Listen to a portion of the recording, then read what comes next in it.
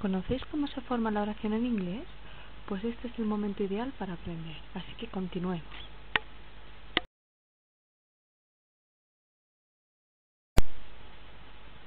Comenzaremos con la estructura de la oración simple. La oración inglesa tiene, al igual que en castellano, dos partes, sujeto y predicado. La parte más importante del predicado es el verbo, que va acompañado también por los complementos. Y la parte más importante del sujeto es el nombre o pronombre. El esquema sería sujeto más verbo más complementos.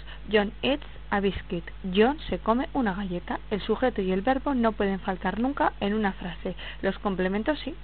Los complementos de lugar y tiempo suelen situarse al final de la misma. You need help in your job. Tú necesitas ayuda en tu trabajo. El complemento de lugar va normalmente delante del complemento del tiempo. Ejemplo, we bought a car in Madrid last Friday. Nosotros compramos un coche en Madrid el viernes pasado. Colocación de los adverbios. Los adverbios se suelen situar delante del verbo en las formas simples y entre el auxiliar y el verbo principal en las formas compuestas. Hay excepciones. I always eat at home. Yo siempre como manzanas en casa. You have never needed help. Yo nunca has necesitado ayuda. Pasemos a ver las oraciones afirmativas, negativas e interrogativas.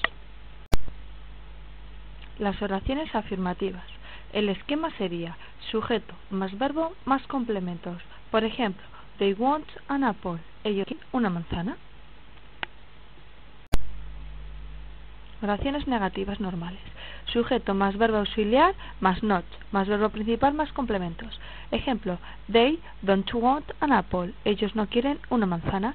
Según el orden anterior, el not va en tercer lugar siempre, es decir, delante del verbo principal.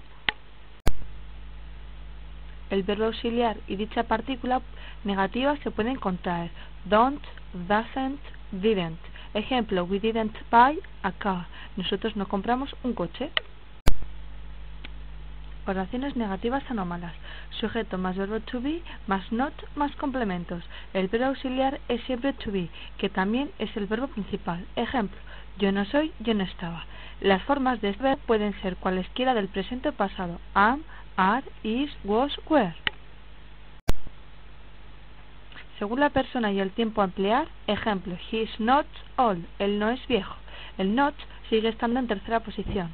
También el verbo y el not pueden contraerse. Aren't, isn't, wasn't, weren't.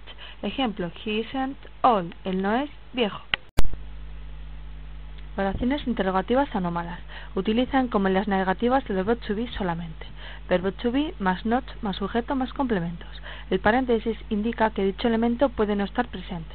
Ejemplo, are you a good boy? ¿Eres un buen chico? Aren't you a good boy? ¿No eres un buen chico? Oraciones interrogativas que empiezan por un pronombre interrogativo. En inglés como en castellano muchas preguntas empiezan por un pronombre interrogativo. En dichos casos casi lo único que se hace es añadir al principio dicho pronombre, sin variar el resto. Si hubiera antes del pronombre una preposición, la misma iría al final de la frase inglesa y no al principio como en castellano. Oraciones interrogativas que empiezan por un pronombre interrogativo. Pregunta normal. ¿Does he live? ¿Vive él? Pregunta con pronombre. ¿Where does he live? ¿Dónde vive él? Y pregunta con preposición más pronombre. ¿Where does he come from? ¿De dónde proviene él?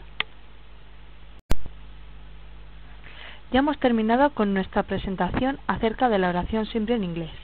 Si quieres aprender más, puedes pulsar el siguiente botón, que te llevará a una página web donde encontrarás numerosos ejercicios y actividades. Created using Powtoon.